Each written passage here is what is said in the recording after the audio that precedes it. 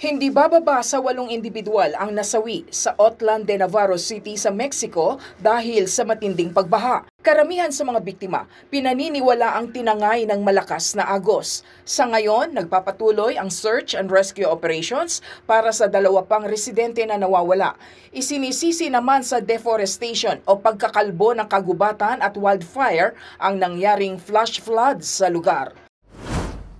Hinatulang liable o may pananagutan sa kasong fraud si dating US President Donald Trump at ang kanyang negosyo. Batay ito sa isang desisyon ng hukom sa New York City.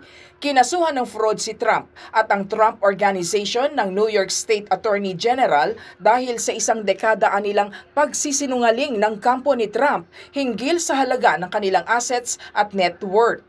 Naniniwala ang hukom na pinalabas ni Trump na mas mataas ang kanilang assets at net worth para makakuha ng mas magandang kontrata sa mga bank loan at insurance. Nais ng Russia na muling sumali sa United Nations Human Rights Council.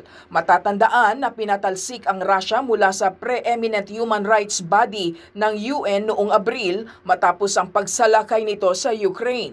Naglabas ng position paper ang Russia sa mga miyembro ng UN na humihingi ng kanilang suporta. Ang botohan ay magaganap sa susunod na buwan. Isang bomba naman ang pinasabog sa isang construction site sa Singapore. Ang naturang bomba ay mula pa noong World War II na kamakailan ay nadiskubre sa isang itinatayong kondominium. May bigat ito na tinatayang nasa 100 kilo. Wala naman nasugatan sa insidente dahil pinalikas muna ang libo-libong residente malapit sa lugar. Joyce Salamatin para sa Bayan.